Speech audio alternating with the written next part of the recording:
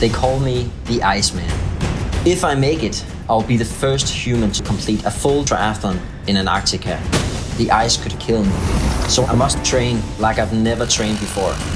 My name is Hofman, and I am superhuman. I was just an ordinary athlete. After many years of working out, I realized that the human body is capable of almost anything, once the mind accepts the task at hand. So if the ordinary can train to achieve the extraordinary, why not then train for the unbelievable? Swim 2.4 miles in the icy ocean, bike 112 miles in deep polar snow, and run 26 miles on a sheet of ice. All in one day.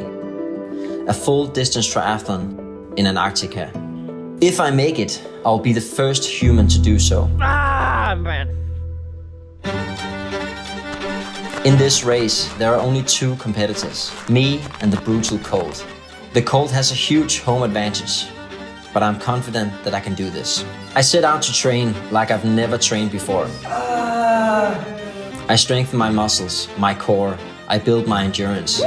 And I get really good at biking, swimming, and running.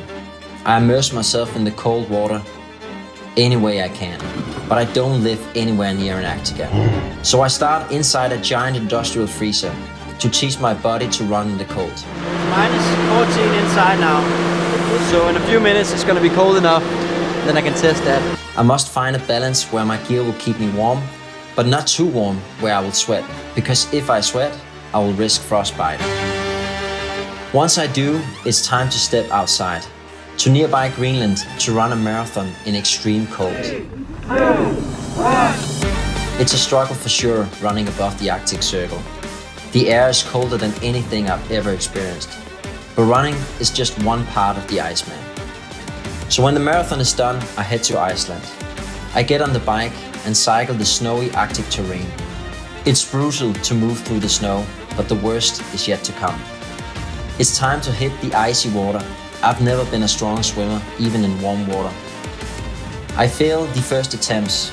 The cold water feels like sharp pins assaulting my skin. So I focus on my breathing, because the moment I stop focusing on my breath, I will feel the pain. Now, a final test in Norway, half the distance of what I will complete in Antarctica. I swim successfully, but show signs of hypothermia. Regardless, I get on the bike. The conditions are brutal. I fall about 50 times. But I keep getting back up. That's the secret. Last is the run, my strongest discipline.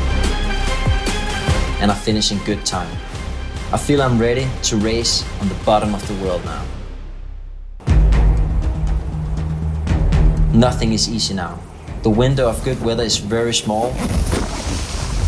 We map a safe route. Finally, it's time for me to begin. First is the swim in the freezing Southern Ocean. I wear a wetsuit, but no amount of protection can shield me from this level of cold. I have to be conscious of what is around me. The ice could hurt me, but the nearby leopard seals can kill me. I focus on my breath, the goals ahead, and make it through the water. 112 miles of pedaling on an ice sheet. I'm knocked down over and over because of the deep snow. Though I'm exhausted and keep falling, I have to continue on. I've only rested for 45 minutes in the last 44 hours.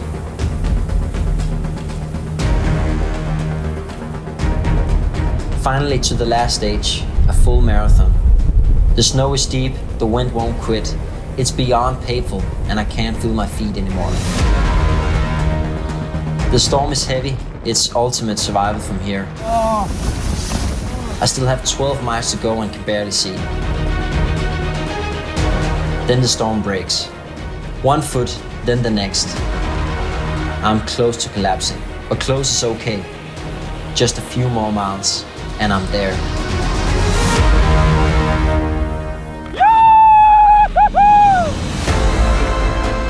The first person to complete a full-distance triathlon in Antarctica. I am just a regular athlete who trained hard to make history in the Antarctic, showing that limitations are only perceptions. I am Anders Hofman. I willed myself to conquer the Antarctic. I am the Iceman, and I am superhuman.